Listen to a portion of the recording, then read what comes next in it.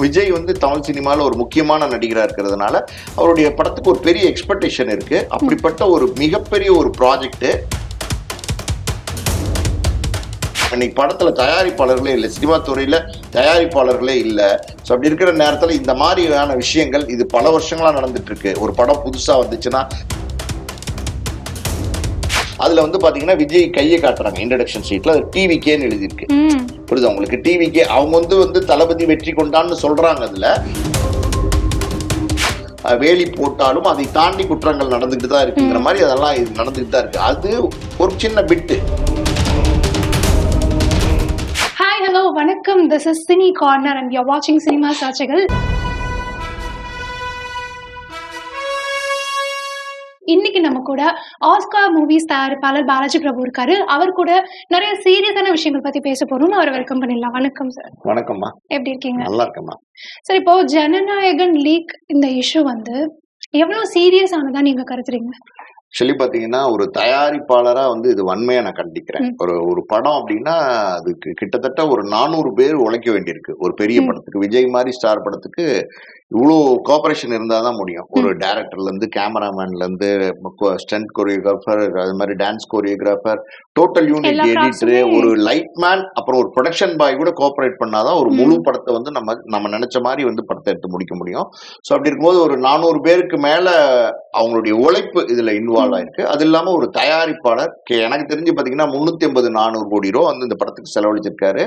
ஒரு மிகப்பெரிய ஒரு பட்ஜெட், மிகப்பெரிய ஒரு படம். விஜய் வந்து தமிழ் சினிமாவில் ஒரு முக்கியமான நடிகராக இருக்கிறதுனால அவருடைய படத்துக்கு ஒரு பெரிய எக்ஸ்பெக்டேஷன் இருக்கு. அப்படிப்பட்ட ஒரு மிகப்பெரிய ஒரு ப்ராஜெக்ட், ஒரு பெரிய எக்ஸ்பெக்டேஷன் இருக்கிற ஒரு ப்ராஜெக்ட், பெரிய வியாபாரத்துக்கு எக்ஸ்பெக்டேஷன், அதாவது ஒரு பிசினஸ் ப்ராஃபிட் கிடைக்கும்னு நினைச்ச ஒரு ப்ராஃபிட், அது ஆல்ரெடி பாத்தீங்கன்னா சென்சார்ல வந்து ஏகப்பட்ட பிரச்சனைகள், அப்புறம் மறுதணிக்கைக்கு போச்சு. மறுதணிக்கை பார்த்துட்டாங்க, ஆனா படம் வந்து ரிலீஸ் பண்ண முடியாத சூழ்நிலை. இப்ப தேர்தல் முடிஞ்சு ஏப்ரல் 30 இல்லைன்னா மே 7 இந்த படத்தை ரிலீஸ் பண்ணலாம்னு ஒரு பிளான் பண்ணிட்டு இருக்கிற சூழ்நிலையில பாத்தீங்கன்னா நேற்று இரவு வந்து சின்ன சின்ன வீடியோ கிளிப்ஸ் வந்து வெளியாச்சு. 3 நிமிஷம், 2 நிமிஷம், 4 நிமிஷம் இப்படி வந்து கிளிப்ஸ் வெளியாச்சு. அது 1-2 பார்த்தா சிஸ்டத்துல வந்து ஷூட் பண்ண மாதிரி இருக்கு செல்போன்ல இருந்து. இந்த சாங், அதாவது தளபதி கச்சேரி சாங் வந்து பாத்தீங்கன்னா ஒரு பாதிக்கு மேல சாங் ஹெச்டி பிரிண்ட்லயே வந்துருந்துச்சு.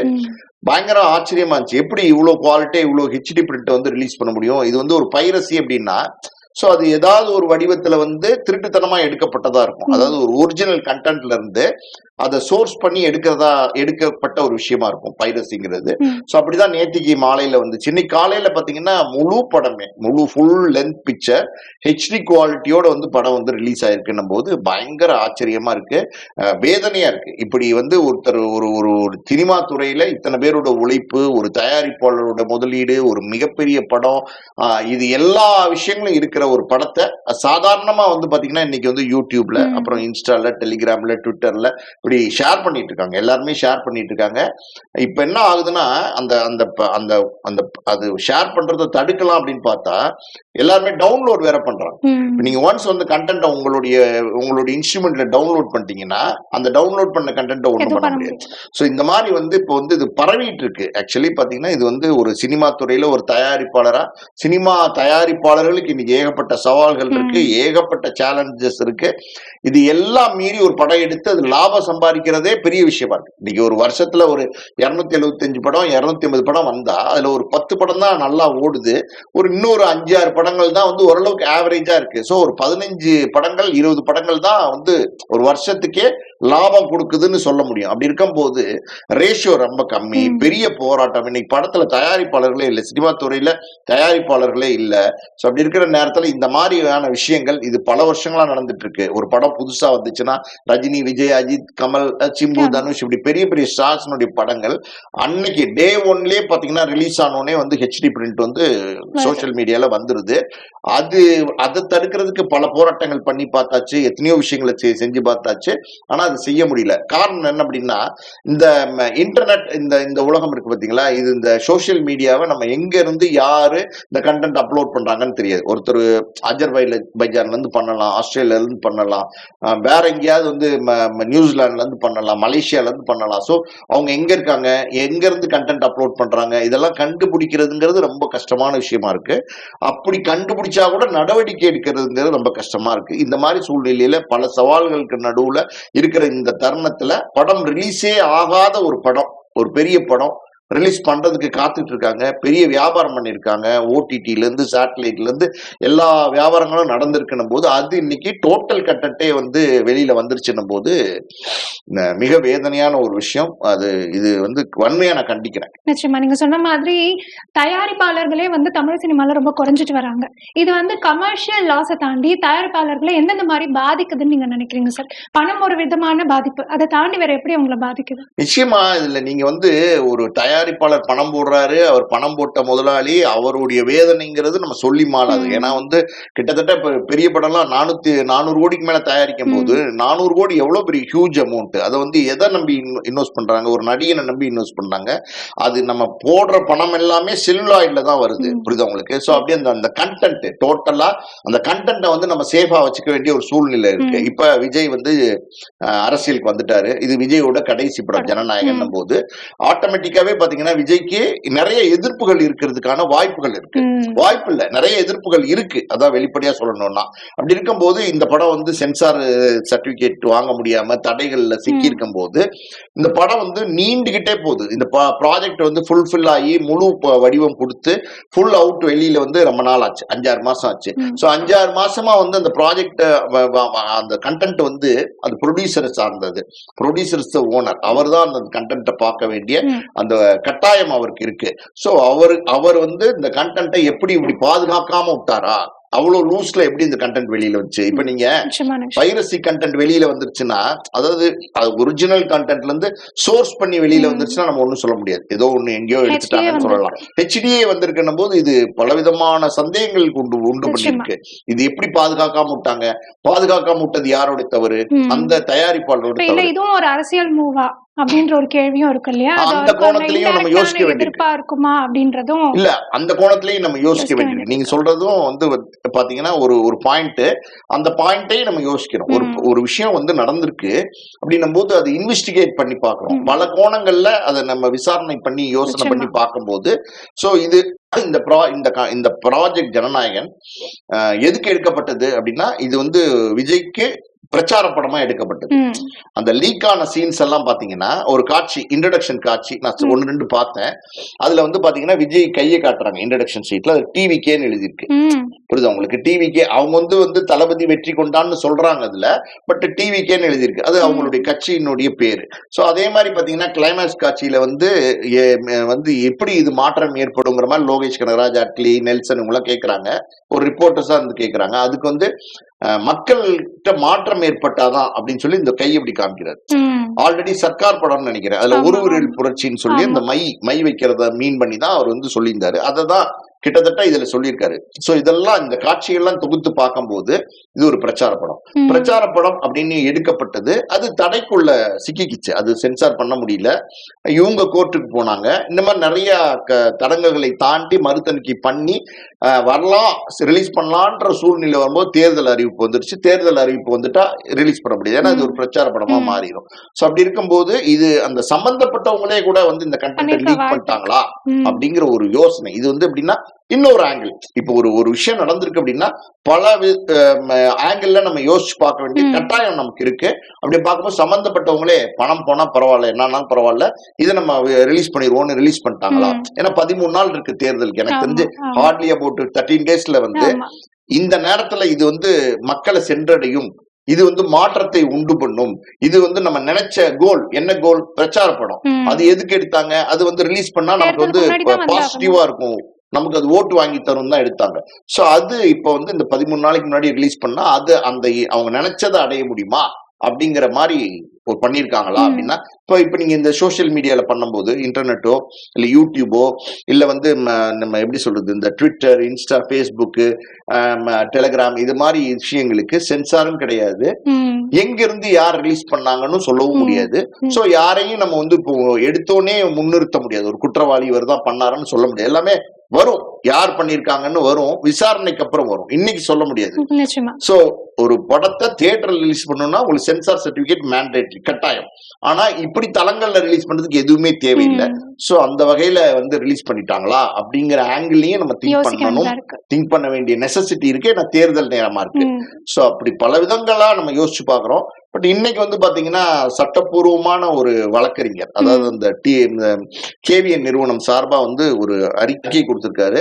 இந்த மாதிரி கண்டென்ட் லீக் ஆயிருக்கு, இந்த கண்டென்ட் வந்து ஸ்ப்ரெட் பண்ணாதீங்க, please don't spread the content. இந்த கண்டென்ட் வந்து ஸ்ப்ரெட் பண்றதோ இந்த கண்டென்ட் வந்து காப்பி பண்ணி வச்சுக்கிறதோ எல்லாமே சட்டப்படி வந்து தவறு. அப்படி செய்யக்கூடியவங்க மேல நாங்க நடவடிக்கை எடுப்போம்னு சொல்றாங்க. பட் வைடு, அதாவது வந்து பாத்தீங்கன்னா வேர்ல்டு வைடு வந்து இன்னைக்கு வந்து ஒரு ஒரு இன்டர்நெட்ல, செல்போன்ல, யூடியூப்ல, ட்விட்டர்ல, பேஸ்புக்ல ரீச் ஆகிற ஒரு கண்டென்ட், அதுவும் விஜய் மாதிரி ஒரு மாஸ் ஹீரோட படமே வெளியில வந்திருக்கணும் போது அந்த ஸ்ப்ரெட்டிங் ரேஷியோ இருக்கு பாத்தீங்களா, அது பயங்கரமா ஸ்ப்ரெட் ஆகுது. கட கட கட கடன்னு பறந்துகிட்டு இருக்கும்போது நீங்க யாரை குறை சொல்வீங்க, எத்தனை பேர் மேல் நடவடிக்கை எடுப்பீங்க? சோ இதெல்லாம் பல விஷயங்கள் இருக்கு. ஹெச் வினோத் அந்த இயக்குனர் கூட பாத்தீங்கன்னா இன்னைக்கு வருத்தமா ஒரு பதிவு போட்டிருக்காரு. அதுல என்ன சொல்லியிருக்காருன்னா, ப்ளீஸ் இந்த கண்டென்ட் ஸ்ப்ரெட் பண்ணாதீங்க, ஒருத்தருடைய படைப்பு, உழைப்பு எல்லாமே இதுக்குள்ள இருக்கு, டோட்டல் க்ரூவோட வேலை பண்ணிருக்காங்க, எல்லாருடைய உழைப்பையும் நீங்க வந்து வீணடிக்காதீங்க, தயவுசெய்து ஸ்ப்ரெட் பண்ணாதீங்கன்னு ரிக்வெஸ்ட் பண்ணிருக்காரு. ரிக்வெஸ்ட் ஒரு பக்கம், அது நியாயம்தான், அது வந்து ஸ்ப்ரெட் பண்ண கூடாதுங்கிறதுல எனக்கும் உடன்பாடு இருக்கு, அது தடை பண்ணணும். ஆனா அதை பண்ண முடியாத அளவுக்கு இன்னைக்கு சோசியல் மீடியா இருக்கு. சோசியல் மீடியா இன்னைக்கு மிகப்பெரிய ஆயுதமா இருக்கு. அந்த ஆயுதத்தை நம்ம எப்படி பயன்படுத்துறோம், சரியா பயன்படுத்துறோமா தவறா பயன்படுத்துறோமா? ஒரு கத்தி இருக்கு, கூர்மையான கத்தி, அது எதுக்கு வேணாலும் பயன்படுத்தலாம். ஒரு ஆப்பிள் வெட்டுறதுக்கு பயன்படுத்தலாம், ஒருத்தர் குத்துறதுக்கு பயன்படுத்தலாம், எதுக்கு வேணாலும் பயன்படுத்தலாம். சோ அதை எப்படி பயன்படுத்துறோங்கிறது தான் ரொம்ப முக்கியம். சோசியல் மீடியா பொறுத்த வரைக்கும் இதை ரெஸ்ட்ரிக்ட் பண்ண முடியுமா, தடுத்துற முடியுமா? கஷ்டம். டவுட்னா சரி, இப்ப சோனி பிக்சர்ஸ் லேபிள்ல இருந்து ஒரு பாடல் வருது, இல்ல திங்க் மியூசிக்ல இருந்து ஒரு பாடல் வருது, அந்த பாடலை வந்து நம்ம காப்பிரைட்ஸ் இல்லாம யூடியூப்லயோ, இன்ஸ்டாகிராம்லயோ, ஃபேஸ்புக்லயோ பயன்படுத்துறோம்னா காப்பிரைட்ஸ் கிளைம் பண்றாங்க. அந்த அளவுக்கு அவங்க வந்து அவங்களோட டெக்னாலஜியை பயன்படுத்துறாங்க. அப்ப இந்த படத்தை அந்த மாதிரி எடுக்க முடியாதா? இல்லம்மா, நீங்க சொல்ற பாயிண்ட் என்ன அப்படின்னா, அந்த சோனியோ இல்ல திங்க் மியூசிக்கோ அந்த காப்பிரைட்ஸ் அவங்க வாங்கி வச்சிருக்காங்க, அந்த உரிமம் ஆல்ரெடி அவங்க பெற்று வச்சிருக்காங்க. அந்த அவங்க மட்டுமே பயன்படுத்தக்கூடிய, அவங்க அனுமதி கொடுத்தால் மட்டுமே பயன்படுத்தக்கூடிய அந்த கண்டென்ட் அனுமதி இன்றி வேற யாராவது பயன்படுத்தினாங்கன்னா இன்னைக்கு யூடியூப்ல வந்து ஸ்ட்ரைக் அடிக்க முடியும். இன்னைக்கு வந்து அவங்க மேல நடவடிக்கை எடுக்க முடியும், அதை வந்து ரிமூவ் பண்ண வைக்க முடியும். சோ அது லீகல் ப்ரொசீஜர். இப்ப இந்த கண்டென்ட் லீக்கா இருக்கு பாத்தீங்களா, இது டோட்டலா இல்லீகலா நடந்திருக்கு. யார் லீக் பண்ணா யாருக்குமே தெரியாது. நீங்க யார போய் ஃபைண்ட் அவுட் பண்ணுவீங்க? நான் சொன்னேன்ல, அஜர்பைஜான்ல இருந்து லீக் பண்ணாரா, இல்ல வந்து பாத்தீங்கன்னா ஏதோ ஒரு ஆஸ்திரேலியால இருந்து லீக் பண்ணாரா, இல்ல அமெரிக்கால இருந்து லீக் பண்ணாரா, யார் அந்த நபர் அப்படிங்கிறது யாருக்குமே தெரியாது. சோ ஐடென்டிஃபை இல்லாத, முகம் இல்லாத ஒருத்தர் வந்து செஞ்சிருக்காரு, இல்லீகலா லீக் ஆயிருக்கு அப்படின்னும் போது யார் மேல நடவடிக்கை எடுக்க முடியும்? தேடலாம், அந்த நபர் யாரா இருக்கும் அப்படின்னு போலீஸ் விசாரணை கொடுக்கலாம், சைபர் கிரைம் இது நிறைய இருக்கு, விசாரிப்பாங்க. நீங்க வந்து அஜர்பைஜான்ல இருந்து ஒருத்தர் வந்து அப்லோட் பண்ண தான் நீங்க ஒரு கண்டுபிடிக்கிறாங்கன்னே வச்சுங்களேன், அவங்க மேல உடனே நடவடிக்கை பாயறதுக்கு வாய்ப்பு இருக்கா அப்படின்னா அது செய்ய முடியும். But it carries lot of procedures, தாண்டி போக வேண்டியிருக்கு. நம்ம இந்தியன் போலீஸ் அவங்க பெர்மிஷன் வாங்கி அவங்க டிராவல் பண்ணி வேற ஒரு கண்ட்ரிக்கு போய் அங்க அந்த நபரை அரெஸ்ட் பண்ணணும்னா லீகல் ஃபார்மாலிட்டிஸ் சொல்லுவாங்கல்ல, அதெல்லாம் நிறைய இருக்குன்னும் போது அது அவ்வளவு சாத்தியக்கூறுவா இருக்காது, இலகுவா இருக்காதுங்கிறது தான் உண்மை. இப்ப ஜனநாயகன் ஓகே சார், இந்த மாதிரி ஒரு நிலைமையில ஆயிடுச்சு, நம்ம யாராலையும் அதை தவிர்க்க முடியல. அடுத்தடுத்து வரக்கூடிய பெரிய படங்கள் நிறைய இருக்கு.